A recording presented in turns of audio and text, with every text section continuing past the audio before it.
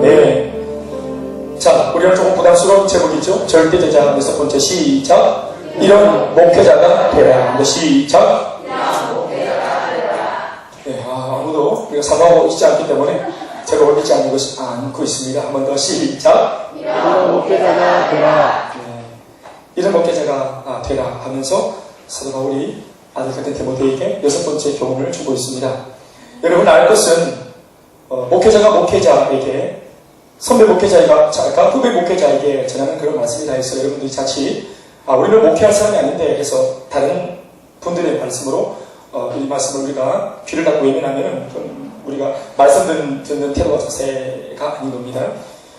왜냐하면 우리가 칼빈이 주장했던 이 한 가지 주장 때문에 그런데 기독교의 우리 신앙이 또 신앙에 대한 그 고백이 뭐냐 하면 많은 고백이 있겠지만 그 중에 한 가지 아주 탁월한 그러니까 이것을 그런 고백을 우리가 하면서 이제 로마 카톨릭 이제 그 부패와 또 제도와 전통 속에 묶여있던 어떤 그런 암흑기로부터 우리가 탈출해서 깃발을 들었는데 그게 뭐냐 하면 성직자만의 그 자리가 성직자들의 자리만이 고유하고 그들의 자리만이 고상하다 하는 것이 아니라 이 땅에 있는 모든 사람들은 다 만인이 제사장이고 그러므로 그 사람들이 속하여 있는 모든 직업, 만직도 제사직이다 하는 것입니다.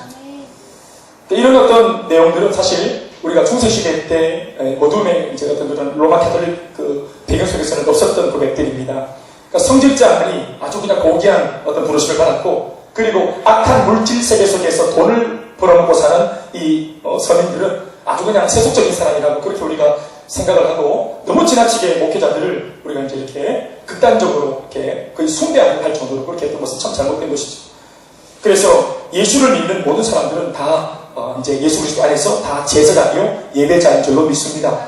다른 인간 중재자가 필요 없이 교황의 필요 없이 우리가 고작 우리의 완전한 중보자가 되시는 예수님 안에 있기 때문에 이미 아멘 우리가 예수님을 딱 붙들고 그 이름으로 기도하면 아버지를 향한 그 지성소가 열리는 줄로 믿습니다.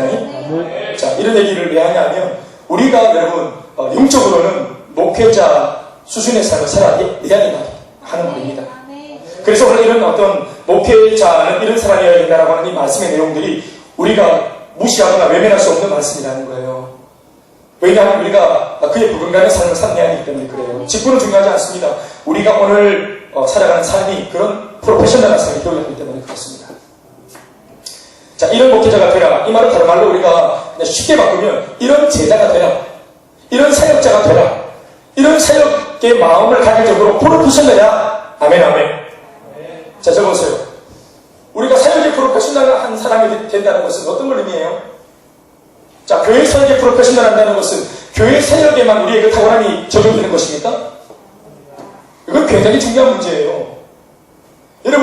여러분들의 인생에서 여러분들 인생의 프로페셔널로 만들어주는 그런 곳이 어디 있어요? 인생을 프로페셔널하게 산다는 것 자체가 사실은 어폐가 있지만 사실 우리는 이 인생 앞에서 다 맞추기 때문이죠. 그러나 그럼에도 불구하고 인생을 보다 더 가치롭고 고상하게 살 수 있는 비결을 알려주는 곳이 있죠. 날마다 우리로 하여금 뭔가 소진하게 만드는 세상이 있는가 하면 우리로 하여금 유일하게 공급받게 해주는 곳이 있잖아요. 그래서 보다 더 인생이 고상하고 젠틀하고 뭔가 인생을 향해서 프로페셔널한 그런 멋진 인생이 되도록 만들어주는 우리 속을 다루어주는 여러분들의 속을 다루어주는 그런 곳이 한 군데 있죠. 왜 없어요? 말씀해보세요. 어디에요? 교회죠. 교회가 우리의 soul, 우리의 영혼을 다루어주잖아요. 그렇죠? 우리의 속사람을 유일하게 다루어줘서 우리로 하여금 보다 더 멋진 인생을 살 수 있도록 자, 그러니까 우리를 유일하게 보다 더 가치롭게 만들어준 우리 속을 바꾸어주는 심지어 하나님의 말씀이 우리의 무엇까지 건드려요? 다른 사람도 나도 도저히 건들 수 없는 무엇까지 하나님이 다루어주시고 건드려주세요. 죄의 문제까지. 세상적으로 아무리 뛰어난 입당권이 있어도 오늘 내가 내 마음속에 두려워 떨고 있는 내가 꼭 감추고 있는 내 안의 죄책감 인생의 무거운 짐 이런 것들은 여러분 다룰 수 없고 다루더라도 다퉈줄 수 없어요. 그러나 유일하게 하나님의 말씀은 이 우리가 어찌할 수 없는 우리로 하여금 고상하지 못하게 살게끔 만들어주고 우리를 삶을 따라진 인생이 되게 만들어주는 이 죄악에 아주 그냥 숨어있는 내역들을 건드리셔서 우리로 하여금 보다 더 가치로운 사람이 되게 만들어주죠. 우리가 이만큼 사랑하는 거 보세요. 하나님이 우리를 만들어주신 거죠. 절반. 자, 그러니까 우리가 하나님 앞에 계속 다루어지면 목회자라는 이름을 안 가져도 프로페셔널해지다가 계속 성숙하다가 우리가 여러분 교회에서 정말로 멋진 주님의 제자가 되고 사역자가 될 수 있습니다. 성숙할 수 있어요. 자, 그러면 내가 하나님의 강력한 사역자로 변화받고 성숙했다. 자, 이 말을 우리가 아주 저렴하게 말해봅시다. 어떤 사람이 평범한 자연인에서 교회 다니고 예수 믿고 은혜 받으면서 셀리드가 되었다. 여러분, 이 셀리드라는 이름 자체가 주는 어떤 그런 명적인 어떤 그런 메인 밸류가 있어요, 없어요? 그 사람 예수 믿기 전 그 자연인일 때처럼 욕설하고 짜증내고 화내고 지 맘대로 살 수 있어요? 없죠. 또 그렇게 안 살아요. 보다도 가치로운 삶에 대해서 배웠기 때문에 하나님의 말씀을 통해서. 그렇죠? 그러니까 보세요. 우리가 하나님의 거룩한 사역을 잘 감당하기 위해서 끊임없이 우리가 연마하고 나르신을 다루고 그렇게 성숙해지면 이 성숙함이 교회 안에서 쓰이는 것은 물론이거니와, 자, 변화받은 내가 집에 간들 내가 그러면 이상한 사람도 다시 되나요? 이미 변화받은 내가 가정생활도 하고 이미 교회 안에서 변화받은 내가 직장생활도 하고 캠퍼스 생활도 하고 사람들도 만날 때 사람들은 나의 변화를 깜짝 놀라면서 감탄할 겁니다. 어디서 이렇게 사람이 이렇게 왔냐고. 그러니까 보십시오. 우리가 신앙적으로 뭔가 도전하려고 보다 더 상위 개념의 높은 수준의 목적 하나를 다투고 그 목적 달성을 위해서 끊임없이 기도하고 몸부림치고 힘을 다해서 수고하다 보면 우리가 성장하고 적어도 여러분 제로 베이스에 있을 때보다는 훨씬 더 가치로워져요. 반드시. 아멘. 우리는 훈련받으면서 제자가 되기 위해서 살려하는데 여러분 예수님의 제자가 죽었다 깨어나고 될 수 없다는 사실은 다 알고 있죠? 인정하세요? 우리 예수님처럼 완전한 사람은 될 수 없습니다. 여러분 온 천하 만민에게 복음을 다 전파할 수 있을 것 같아요? 모든 민족을 제자 삼을 수 있어요? 예루살렘 모든 사마리아 땅 끝까지 갈 수 있어요? 사실은 불가능하잖아요. 그런데 여러분 하나님께서 우리들에게 최고의 어떤 목적을 가지고 우리를 요청하시고 부르시죠. 정말로 프로페셔널, 흠각 점이 없는 완전 무게한 삶을 요구하시죠. 부담스럽지만 최고의 삶을 요구하신단 말이에요. 그런데 여러분 그 최고의 삶을 향해서 우리가 몸부림치고 기도하고 나를 다시 돌아보고 근신하고 말씀에 붙들려고 하고 죄를 토로하고 회개하고 그렇게 달려가다 보면 어느새 우리가 우리의 속에서 최선이 나옵니다. 최고의 것을 추구할 때 최선이 나오는 것입니다. 그리고 그 최고의 것을 추구하다가 나오는 최선을 통해서 주님 영광을 받으시는 것입니다. 그래서 아예 우리가 안 될 걸 알고 이건 불가능해 하고 최고를 무시하면 최선도 나오지 않는 겁니다. 그건 여러분 최선을 추구하지 않는 삶으로 그치는 것이 아니라 게으르고 나태하고 영적으로 태만한 것입니다. 여러분 우리가 보다 더 멋진 사람이 되지 않는 것은 죄입니다. 우리가 예수님 안에서 변화받지 않는 건 죄입니다. 우리가 성숙하지 않고 고상해지지 않는 거 죄입니다. 여러분들이 젠틀해지지 않는 거, 말투가 바꿔주지 않는 거, 인격이 고매해지지 않는 거 죄입니다. 하나님의 아들과 딸들은 반드시 변화받고 성숙하고 새로워져야 합니다. 이것이 우리의 권리이자 의무이자 특권입니다. 왜 여러분 오늘 우리가 바울을 통해서 이런 목회자가 되라고 하는 좀 다소 부담스러운 이야기를 슬로건으로 걸어놓고 말씀을 듣습니까? 제가 전제를 여러분들에게 하기를 이것은 신학생들만 목회자가 되려고 하는 사람들만 들어야 될 말씀이 아니라 있습니다. 바로 이 최상의 가치를 앞에 딱 놓고 우리가 그렇게 달려갈 것처럼 움직여내고 오늘 바울이 말씀을 통해 우리에게 요구하는 삶에 대해서 우리가 긴장을 하고 그렇게 할 것처럼 달려들다 보면 오늘 목회자 복음가는 우리의 삶의 내용들이 우리 안에서 나오는 거예요. 그래서 여러분 한 교회를 보면 목회자급의 사람들이 성도들이 그렇게 가득 있다. 그 교회 여러분 볼 것도 없지 않겠습니까? 그러니까 다른 교회에서 기성교회에서 사역을 하는 웬만한 그런 사역자들이 전도사님들이 우리 교회 오면은 어이구 시급을 한다는 거예요. 섬김이 다르고 헌신이 다르기 때문에 그런 겁니다. 그분들이 못하는 게 아니에요. 그분들이 무슨 게으른 게 아니에요. 여러분들이 너무 하는 거예요. 여러분들이 너무 섬기고 돌아다니고 여러분들이 너무 헌신을 하시는 거예요. 집에 안 가고 지금 우리 사역자들은 빨리 퇴근해서 집에 가야 되는데 청신도들은 집에 안 가고 자꾸 섬기고 그러니까 새벽에 신방가고 그러니까 그분들이 긴장을 하시는 거예요. 잘못됐습니까? 잘하고 있는 것이죠. 성도들이 여러분 교육자를 긴장시킬 만큼의 수준이 올라가야 돼요. 목사님을 긴장시킬 만큼의 수준이 있어요. 아멘입니까? 자, 이와 같이 야, 이런 친구를 목회자 안 시키면 누구 시키겠노? 싶을 정도로 인정을 받으며 삶에서 검증받으며 하나님께서 그런 정도의 사람은 여러분 일부러라도 그렇게 성숙한 펼친 여러분 하나님 나라의 확장을 위해서라도 하나님이 나는 생각하는데 절대로 목회자 안 시킬 것 같아요. 목회자는 여러분 목회를 안 하면 안 되는 꼴통도 죄송합니다. 제 얘기를 하는 겁니다. 다른 목사님들만 하는 게 아닙니다. 얘는 목사가 안 되면 얘는 사역자가 안 되고 교육자가 안 되면 긴장을 안 할 거고 지문대로 사고 완전 막 고집도 안 되고 똥꼬집이고 조금씩 그냥 컨트롤 안 될 때 하나님이 목회를 시켜서라도 사람 조심하게 하려고 만드는 그런 케이스도 있다는 겁니다. 저를 포함해서. 그런데 평신도인데 수준이 목회자급이야. 굳이 왜 시간도 보내요? 그런 여러분 프로페셔널한 평신도가 얼마나 필요한데 이 세상이. 그런 사람들이 학교에 있고 가정에 있고 교회 바깥에 캠퍼스에 가정에 학교 속에 있어야 돼요. 은혜 좀 받으면 전부 다 신학교로 뛰어가는 그런 거 안 돼요, 여러분. 비록 목회자가 더 필요는 하지만 은혜 조금 받았다 그래서 우리가 하나님 앞에 드릴 수 있는 필드가 목회에 한정되어 있다고 생각하면 안 돼요, 사실은. 더 깊은 음성이 또 따로 있어요, 거기는 또 사실. 오늘 1절 말씀 보십시오, 여러분. 미쁘다 이 말이가 벌써 보십시오. 미쁘다라고 하는 말은 아름답다 혹은 참으로 참 믿음이 있어 보인다. 피스토스라고 하는 헬라어를 쓰는데 피스토스. 야, 참으로 참 신실하다. 정말로 한결같은 말이 있다. 미쁘다 모든 사람들이 받을 만한 이 말이에요. 예나 지금이나 동서복음을 막론하고 정말로 신앙 안에서는 멋진 말 하나가 있는데 아름다워 보이는 그런 고백이 하나 있는데 그게 뭐냐? 곧 사람이 감독의 직분을 얻으려 함은 선한 일을 사모하는 것이라 이렇게 말하는 것입니다. 무슨 말입니까?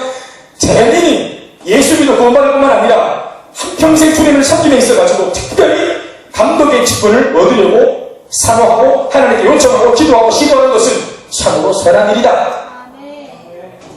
또 너무 아름다운 모습이자 믿음 있는 모습이 맞다. 미쁘다. 여러분 세상적으로는 우리가 어떤 입장을 취합니까? 우리가 세상에서는 우리가 어떤 입장을 취해요? 안 될 때 안 되더라도 모든 사람들이 이 세상 안에서는 최고의 삶을, 최고의 가치를 추구하지 않습니까? 학교에서 이왕 공부하는 거, 이런 1등을 목표로 공부하지 않습니까? 물론 29도 40도 나오지만 공부할 때 애초에 목적은 1등을 한번 해보겠다고 그래도 그렇게 하는 거 아니겠어요? 우리 소수적에 비록 불가능했지만 그래도 정도 사나이가 꿈을 가졌으면 대통령이 되겠다고 딱 빌박에 딱 적어놓고 붙여놓고 그러고 공부하는 거 아니에요? 비록 동사무소 우리가 근무할지라도 동사무소 근무도 얼마나 적적해요? 빡센 줄 아나? 안 될 때 안 되더라도 최고의 가치를 딱 우리가 딱 가슴에 품고 그걸 도전하잖아요. 세상적으로는 세상에서 돈 좀 번다는 사람들도 여러분 최고의 부자가 되려고 가장 큰 낙부가 되기 위해서 도전하는 거 아닙니까? 이왕지상 안 되더라도 말이에요. 도전하는 것은 크게 돈 드는 거 아닙니까? 이왕 말이죠. 또 하다못해 우리가 로또 복권을 사더라도 2등이나 3등을 목표로 사는 사람 없어요. 로또 복권 장난처럼 사더라도 모든 사람들은 여러분 1등을 목표로 사죠. 그리고 저마다 모두마다 그방된 꿈을 꾸고 끌을 때는 숫자를 맞춰볼 때는 1등을 바라는 마음으로 막 조마조마큼 숫자를 맞춰보는 거 아닙니까? 그러다가 안 되면 그냥 씹고 그냥 구경을 버리고 또 다음 주에 또 사고 파괴사 지나서 한 티지를 올라가다 보면 그 밑에 오일뱅크가 있어요. 그 오일뱅크에서 제가 한번 주유를 했어요. 주유를 했더니 이 주유소는 지금도 그런지 모르겠어요. 근데 그 주유소가 어떤 주유소냐면 주유를 만땅을 하면은 선물을 하나 줘요. 이게 뭐냐면 그 주 로또 복권을 줘요. 저는 제가 제 손으로 로또 복권을 산 적이 없어요. 그래서 주니까 예수 믿는 사람이 이런 거 안 한다고 내가. 근데 주시더라고. 받았어요. 알겠다. 그러면 교회 차가 붙었습니다. 아, 예. 목사님 한번 읽어보세요. 그러더라고요. 아, 예. 그런데 그주 토요일 8시 55분이 되니까 은근히 그거 내같이 그리고 괜시리 그걸 찾게 되고 더듬게 되고 괜히 아닌 척 하면서도 강한 척 하면서도 보게 되더라고. 숫자를 1? 5, 1! 그러면서 반갑고 은혜가 임하고 그러다가 막 그렇게 머릿속에서 혹시 이름만 들면서 공한 3개나 오니까 벌써 한번 갖고 돼.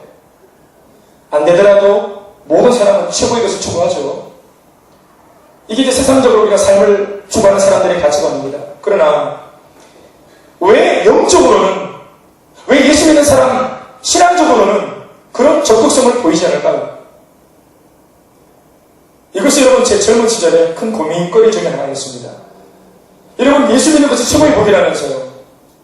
여러분 왜 그런데 모든 사람들이 비록 하나님께서 나를 안 불러주시더라도 왜 남자들은 내가 한번 목사 한번 해보겠다.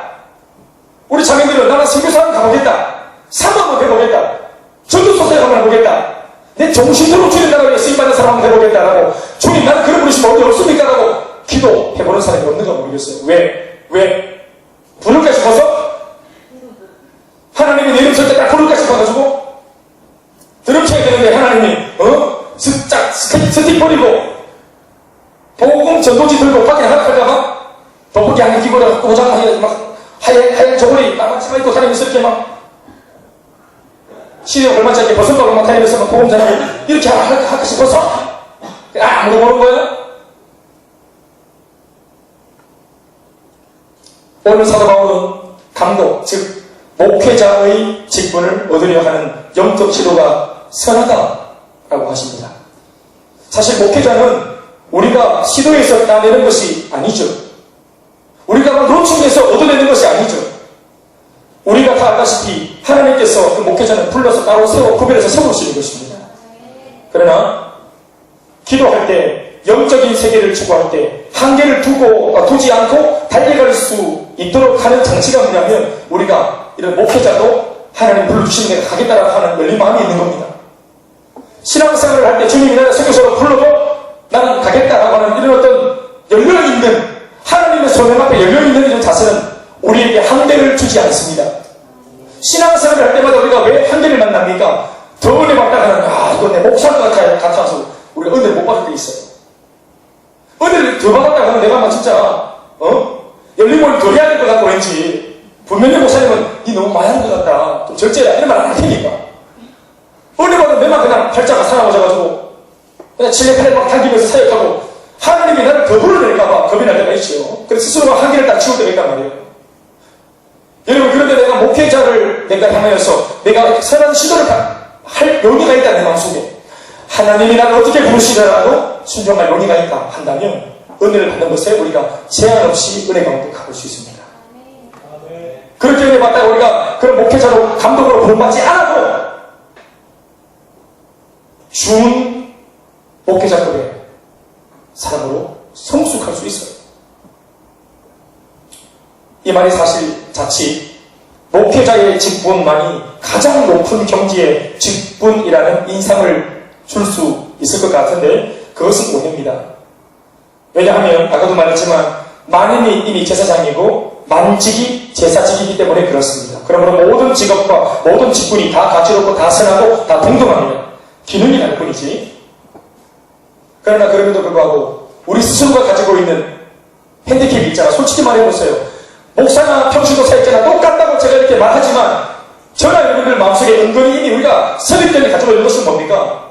목회자는 특별한 사람이 하는 것이라는 어떤 선입견이 이미 있잖아요.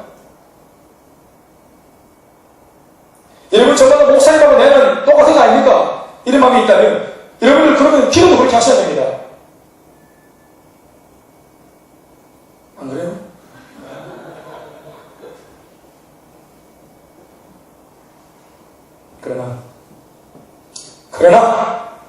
그러나 그럼에도 불구하고 목회자의 부르심에 대하여 우리의 마음이 열려 있을 수 있다면 한계 없는 헌신과 또 한계가 없는 신앙이 가능해지고 우리에게 진짜 영적인 자유함이 생깁니다. 저는 예전에 개척 혹은 선교 이 두 글자가 저를 상당히 무겁게 했어요. 마음을 무겁게 했어요. 부목사 때 기도하고 또 훈련 받으면서 은혜를 받고 또 제가 이 모양 저 모양이었던 그런 어떤 집회를 통해서 은혜를 받아가치면 하나님께서 왠지 모르게 막 나로 하여금 개척 교회를 하는 분들을 자꾸 눈에 보여주시고 또 그런 분들하고 같이 막 연결이 되어지고 꼭 많은 목사님들이 있는데 밥을 먹으려고 한 상에 앉으면 개척 교회 목사님들이 한 3분이 옆에 앉아있어요. 제 경우도 실제로 그랬습니다. 그래 막 개척교회 막 그런 어떤 한에 대해 있어 서글픔에 대해 있어 뭐 소망스러운 얘기 말고 서글픔에 대해 있어 나 그 집사 때문에 미치겠다 하면서 세상 얼마 안 되는데 막 내칠 수도 없고 내가 막 진짜 막 막 내가 막 심장이 오그라든다 하면서 이런 얘기 막 하고, 물론 목사들끼리 있으니까. 그리고 막 듣는 얘기가 막 같이 밥을 먹고 있는데, 막 내가 회를 먹고 있는지, 내가 막 혀를 씻고 있는지 잘 모르겠을 정도로 아주 그냥 너무너무 마음이 좀 부담스럽게. 그러니까 이제, 그 다음 이렇게 이제 장소를 옮겨가지고 이제 예를 들어서 목욕같이 할 때는 딴 데 가서 목욕을 하고, 옆에 목욕을 하고. 실제로. 목사가 너무 안 멋있는 거라 내가 봐도. 제가 부목사로 볼 때 담임 목사님들의 모습이 안 부러운 거예요. 그게 뭐 멋있어 안 보이더라고요. 때로는 좀 빗나가는지 모르겠지만 불쌍해 보이는 분들도 계시고 마음이 안타깝고 제발 좀 하나님께서 저번에 목회에 복을 주셨으면 좋겠고 이런 서글픈 마음도 들었었죠. 때때로는 사모님이 뭐 심약해지고 신경질환을 앓고 있다 이런 얘기들. 최근에 미국 교회 그 통계에 의하면 35만 개의 미국에 있는 교회가 있죠. 30만 개의 교회가 있는데 목회자가 30만 명이 있다는 말이잖아요. 그 중에서 20에서 25%의 그 목회자가 정기적으로 정신질환 이 치료를 받고 있다는 겁니다. 신경정신과에 가서 전문의와 상담을 하고 이런 정신치료를 받고 있다는 거예요. 목회자가. 그러니까 성도들이 하도 막 속썩이니까 돌아본 거예요. 목사님들이. 근데 진짜 미치는 겁니다. 속쓰리고 자꾸 그렇게 하면 간암 걸리고 심장이 파열되고 또 정신을 미쳐버리고 발등은 다 찍혀서 너덜너덜해지고 그래 되는 거예요. 머리는 다 빠지고 잘해라. 행복한 목회 하고 싶어요. 자매들도 마찬가지죠. 우리 교단은 여성 목사가 안 되니까 나는 뭐 목사가 되겠다 아무리 기도해도 하나님께서 나를 안 불러주시겠지? 됐다 막 기도하자. 기도하십시오. 겁 없이 기도하십시오. 한계가 없는 것처럼 기도하십시오. 나는 이 땅에 커서 뭐가 될지 궁금하다 하는 마음으로 하나님께 마음껏 가능성을 열어놓고 하나님께 기도하시고 꿈을 꾸시고 내 이름 석자 하나님 나라에서 쓰임받도록 어떤 모양으로든지 쓰임받도록 하나님 내 이름 석자 불러주십시오. 그리고 그렇게 기도를 하십시오. 혹시 여러분들 머릿속에 그것만큼은 안 돼. 그 사역만큼은 안 돼. 이상은 안 돼. 여러분 그렇게 단정짓지는 말아요. 최소한. 자, 이제 이런 마음들이 좀 마음의 문이 열린 사람들은 이제 사도 바울이 이렇게 아름다운 어떤 한계 없는 사역이 될 수 있는 우리로 하여금 자유케 만들어주는 이런 감독을 향한 감독 직분을 향한 열린 마음을 가진 사람이라면 이제 이렇게 해라. 이런 사람이어야 한다 하면서 조건 몇 가지를 얘기하고 있는데 이 얘기를 이제 마음을 좀 열고 들읍시다. 자, 그런 사람들은 이렇게 하라 합니다. 2절부터 7절까지 말씀입니다. 먼저 2절에는 한 세 가지가 나오죠. 첫 번째는 감독을 꿈꾸는 사람. 한계 없이 하나님 앞에 정말 프로페셔널하게 쓰임받고 싶다면 그 사람 어떻게 해라? 첫 번째 2절 말씀 따라가시고 봅시다. 시작. 함께 2절 시작.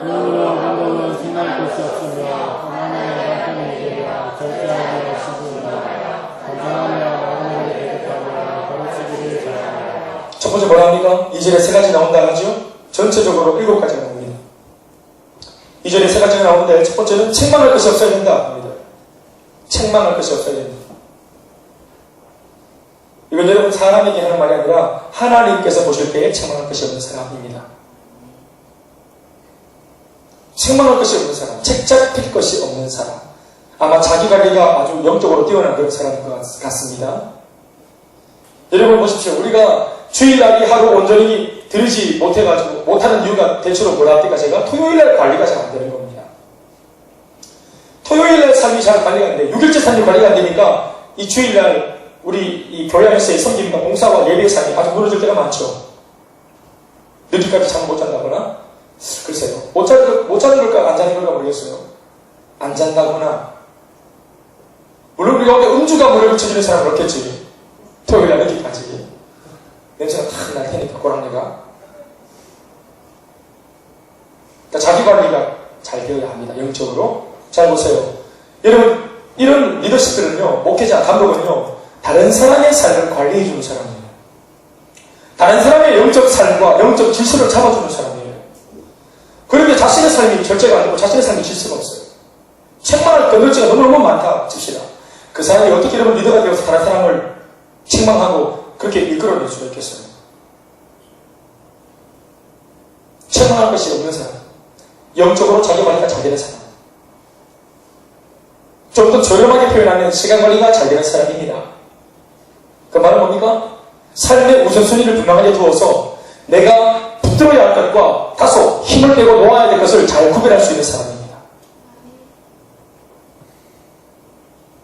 우리 청년들이나 우리 청소년들하고는 사실은 밤늦은 시간에 만날 때가 제법 이제 있을 때가 있죠. 자, 그러면 안 된다는 거예요. 예를 들어서 나는 오늘 내가 밖에서 이렇게 1박을 못한다는 거예요. 수련회를 못한다는 거예요. 왜 그러냐니까 내가 지난주에 학교에 MT를 막 그냥 내리 스트레이트로 한 2박 3일 내가 그렇게 막 나가서 놀고 이렇게 하는 바람에 시내를 다 잃어가지고 엄마 아빠한테 잘 배워야 된다는 거예요. 이제부터는 잘 모여야 된다는 거예요. 이미 다 까먹고 기도도 마작하니까 아직 교도도 마작하니까 안 된다는 거야. 앞서 다 까먹고 관리가 정말 안 되는 거죠. 그렇죠? 그리고 뭐 예배 좀 드리자. 엄마 아버지가 나를 안 믿는다는 거예요. 집에서 얼마나 관리를 못했으면 엄마 아버지가 나를 안 믿는데. 목사님 우리 엄마한테 전화 좀 해주세요. 얼마나 관리가 안 됐으면 그런 일이 생기냐 말이에요.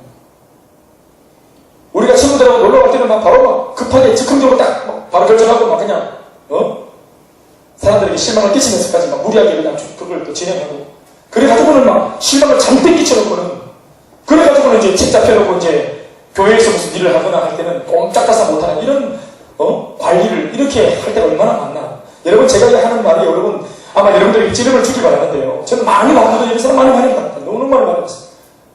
선한 일을 할 기회를 놓치는 사람들이죠. 우리 결혼한 사람들은 어떻습니까? 평소에 우리가 가지게 잘하고 있어야 돼요. 원래 오늘 밖에서 모입니다. 또 나가나 인간아. 뭐 거룩한 척하면서 뭐 주님의 일을 하는 것처럼 그렇게 막 뭔가 그냥 명분을 내세우고 나가면 니 맨날 나가잖아. 쓸데없이. 이때까지 너를 위해 나가다가 오늘은 주님 위해 나가나? 그렇게 인정을 못 받는 거예요. 그러니까 평소에 우리가 그런 바깥 스케줄이 있는 사람들은 짬나는 대로 시간이 나는 대로 내가 품어야 될 사람들, 섬겨야 될 사람들에게 잘해야 돼요. 책망할 것이 없는 사람이 되어야 합니다. 리더가 되려면. 리더가 되려면 또 리더십이라면 두 번째는 2절 안에 있죠. 좋은 남편이 되어야 합니다. 좋은 남편이 되어야 합니다. 아까도 말을 했잖아요. 여러분 진정한 변화는 교회 사람들한테 인정받는 거 아닙니다. 목사님은 여러분 덮어놓고 칭찬하잖아요. 진짜 나를 정말 제대로 가장 날카롭게 냉정하게 잘 판단해주는 사람이 누굽니까? 가정 식구입니다. 결혼한 부부가 있다면 아마 아내가 남편을 제일 냉정하게 평가해줄 겁니다. 신혼부부는 안 됩니다. 이미 눈에 찌짐이 붙었기 때문에 정확한 평가가 안 되죠. 좀 살다가 이제는 제정신 돌아오는 그런 부인한테 물어봐야 됩니다. 교회 밖과 안이 같은지 물어보고 그래서 인정받는 남편이 바깥에서도 영적인 가장이 되어서 다른 영혼들을 건설할 수 있는 것입니다. 그러니까 믿을만한 남편, 믿음직한 남편, 그거 되어야 하는 것입니다. 우리 덮어놓고 은혜만 받으면 되지, 신앙만 좋으면 되지, 그렇게 하면 안 된다는 말이에요. 세 번째 또 나오는 2절 말씀 뭡니까? 나그네를 잘 대접하는 사람이라고 말합니다. 또 사람들을 잘 가르치는 사람 말합니다. 이 말은 한마디로 말하면 일단 사람을 좋아해야 됩니다. 우리는 하나님과 사랑을 나누고 그 사랑을 눈에 보이지 않는 하나님과의 사랑을 나눈 이후에 우리가 눈에 보이는 사람들에게 그 사랑을 나눠주는 사람이기 때문에 사람에게 관심이 있어야 돼요. 물어봅시다. 우리가 말하는 영혼 구원과 지세탄이 누구의 영혼을 구원하자는 겁니까? 사람 아니에요? 기준은 사람의 영혼을 구원하는 것인데 인간관계를 지독하게 못하는 거라, 사람 싫어하는 거라. 아니 꿈에도 소원이 영혼을 구원하는 것인데 사람이 싫어. 나는 고등어마저도 감미롭고 뭐 초콜릿 먹으면서 막 어떻게 바라보는데 막 바바리 콧도 막 기다리면서 돌아다니고 립스틱 짙게 바르고 맨날 떠나기나 하고 그래 되겠어요? 사람을 좋아해야 됩니다, 여러분. 특별히 여러분 낯선 사람 좋아해야 됩니다. 나그네 좋아해야 됩니다. 아멘입니까? 낯선 사람 만나는 것을 막 가족 벅찬 감격으로 흥분하면서 하나님이 내게 보여주신 사람을 만나는구나. 혹시 이 사람이 내게 보여주신 일꾼일까? 내가 섬어야 될 사람은 아닌가? 내가 제자 삼아야 될 사람은 아닌가? 또 내가 누군가를 섬으는 사람으로 쓰임받고 있는 이 순간이 나를 화분하게 만들어야 돼요. 아멘 무시하면 여러분 다른 사람들이 말할 때 여러분 보시면 사람에게 관심이 없다는 게 뭐가 나타나냐면 어떤 사람이 말을 할 때 그 사람을 보지 않아요. 어떤 사람이 막 울면서 말하는데 그렇지 이렇게 주임새를 좀 넣고 이렇게 해야 되는데 이게 없어. 특히 우리 아줌마들 보면 여러분 경상도 아줌마들 주임새 정말 완전히 엉망진창이에요. 한 아줌마는 남편 문제 때문에 막 펑펑 울면서 자기 얘기를 막 얘기하는데 코 풀고 옆에서 막 이거 맞추고 팔공산에 비빔밥으로 말 얘기하고 막 수도수도 끓이고 전화기도 갑자기 나가고 막 참 이게 안 되는 거예요. 사람을 젠틀하게 잘 이렇게 섬긴다는 것이 그의 얘기를 들어주고 같이 수긍해주고 마음을 같이 썩는다는 것이 이게 참 중요한 거거든요. 여러분 이것은 너무너무 중요한 얘기예요. 바울이 이것을 얼마나 잘했습니까? 브리스길라가 올라가 이걸 정말로 잘했던 거예요. 근데 이게 안 되는 사람이 너무너무 많아요. 제가 개인적으로는 제자 훈련을 시킬 때 첫 시간 한 몇 주 동안 계속해서 제가 잔소리 같이 가르치는 내용이 뭐냐 하면 경청하는 자세, 주임새, 아멘, 영적인 주임새. 내가 당신의 말에 관심이 있다 지금. 그래서 말하는 사람의 메시지보다 메시지를 전하는 메시저의 말하는 의도를 파악하려고 들고 그 사람은 한마디 하지만 의도를 파악하려 들면 100마디, 10,000마디를 드러낼 수 있어요. 그리고 그 사람 전체를 내가 오늘 만나고 내 마음속에 딱 각인하고 돌아오는 겁니다. 여러분, 그리고 그 사람을 위해서 기도하고 품어낼 때 영적인 역사가 일어나는 것입니다. 영혼을 여러분 사랑하는 마음으로, 애달파하는 마음으로 그 영혼을 귀히 여길 줄 알아야 됩니다.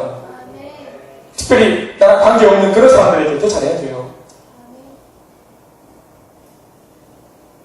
세상에서 마음대로 하다가 예수 믿는 사람이네? 그러면 좀 조심하고. 화가 나가지고 막 달려가다가 아주 막 밖으로 이게 더러운 이게 뭐 밖으로 막 가서 식당에서 막 소리 지르다가 여기 오는 모든 사람에게 평안이 있을지어다. 예수 믿는 집입니다. 그러니까 숙연해지고 재빨리 차고 있던 목걸이 십자가 꼭 띄고 응? 여러분 사람을 정말로 좋아해야 됩니다. 그 영혼이 오늘 내가 아니면 살 수 없는 영혼일 수도 있다는 사실 때문에 우리가 그런 마음을 가지고 사람을 대해야 됩니다. 메시아의 사랑 아주 귀 아멘입니까? 따라합시다. 사람이 재산입니다. 관계가 재산입니다. 사람이 재산이고 관계가 재산입니다. 관계와 사랑이 모든 것입니다, 여러분. 그리고 절대로 셀이나 이런 곳에 이 나그네 같은 오늘 갓 들어온 이런 새 가족들이 왔을 때 우리가 텃세를 부리거나 눈치를 주거나 그 사람이 무한한 일을 만들어서는 안 됩니다. 만약 오늘 교회에 처음 온 사람이 있다.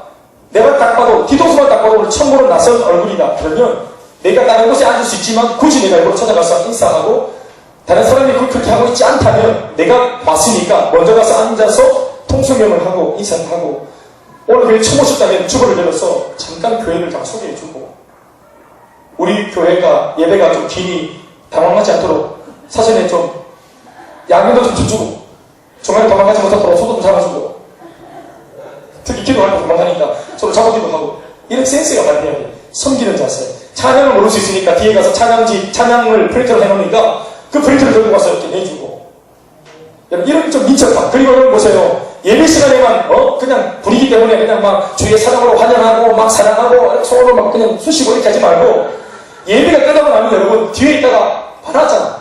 반았으면은 오늘도 저기 석진 형제 오셨는데 이렇게 봤으면은 이석진 형제 이렇게 봤으면은 예배 마치고 뛰어가서 내 떨리는 것 같다. 우리 셀리도 가면 안녕하세요. 이석진 형제님이라고 하죠. 저는 김경 형제입니다. 반갑습니다. 우리 힐링셀인데요. 반갑습니다. 신앙해 주십시오. 이렇게 하는 거 아니겠어요? 이게 영혼에게 관심이 있는 거예요. 네가 전도했나? 다른 사람이 커피 쏟으면서 어릴 때 전도해서 왔으면 우리가 그 정도 웰컴을 해야 되지. 게다가 여러분 어떤 때는 우리 형신도 우리 저 생각들이 저 정도 자기가 올 때도 있어요. 네가 전도했나? 네 뭐 했노? 그거 환영 못하냐 말이에요. 사랑하는 게 말씀이 있다는 것.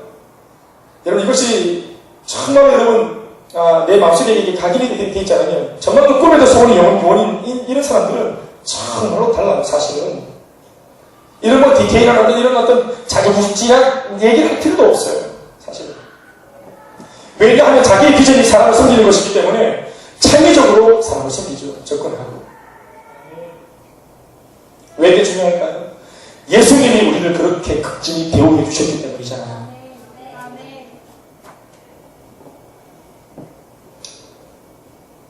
그리고 감독을 소망하는 사람, 한계없는 프로페셔널한 성김을 소망하는 사람, 네 번째, 이렇게 하라 합니다. 3절 말씀에 나와 있죠? 같이 한번 읽어봅시다. 시작. 술을 즐기지 아니하며, 구탕하지 아니하며, 오직 반영하며, 다투지 아니하며, 돈을 사랑하지 아니하며. 그러니까 세속적인 가치관에서 그리고 세상을 즐기는, 이게 다 취할 거 아니겠어요? 그러니까 세상을 즐기는 마음을 이제 기도가 취미요, 전도하는 것이 특기요, 훈련받는 것이 레저요.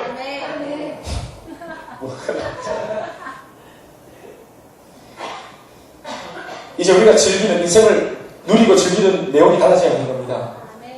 할렐루야. 또 다섯 번째, 4절 말씀에 적혀 있습니다. 어떤 사람입니까? 시작. 자기 집을 다 읽어주세요. 시작. 자기 집을 다 다스려 자녀들로 모두 공수 걱정하지 않는 자야. 참 제가 사실 자신 없는 부분이에요. 목사님이 그렇게 바깥에 있는 사람들은 제자 훈련하고 참되라, 바르게 되라, 그렇게 하는데, 목사님이 집에 애들을 얼마나 소홀히 했으면, 목회자의 자녀를 보면 애들이 개만 오거든요. 여러분들이 사실은 오늘 이 설교하는데 손 들고 일어나서, 목사님 경비, 목사님 단비, 목사님 이유 이러면 오늘 좀 보따리에서 어떻게 가야 돼요? 우리 집 단속도 못하는데 어떻게 내가 바깥 단속을 할 수 있겠어요? 이게 좀 중요한 문제입니다. 사무엘도 보십시오. 그렇게 위대한 사역자지만 우리가 지난주 금요일 봤듯이 자신의 두 아들은 불량자입니다. 이게 다음 세대로 배불린다는 것이 정말 어려워요. 여러분, 진정한 가치로 볼 때 진정한 제자 훈련은 누가 누구를 제자로 삼는 것일까요? 아버지가 자기 자식을 제자로 삼는 겁니다. 원래 이게 오리지널입니다. 모든 예수 믿는 가정에서 엄마, 아버지가 자신의 아이들을 제자 삼는 것입니다. 이것이 제자 훈련의 오리지널입니다. 이거 굉장히 어렵습니다. 좋은 가정의 가정으로 본을 보이는 사람이어야 합니다.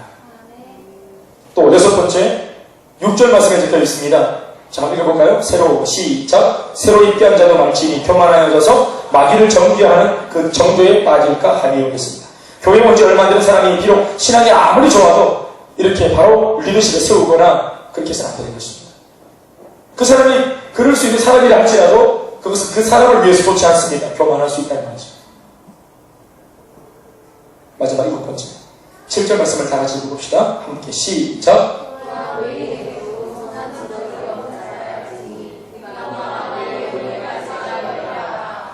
불신자들에게도 칭찬 듣는 사람이어야 합니다. 외인이다 하는 것은 불신자를 말하는 거예요. 예수를 믿지 않는 불신자들에게도 칭찬 듣고 인정받는 사람이어야 합니다.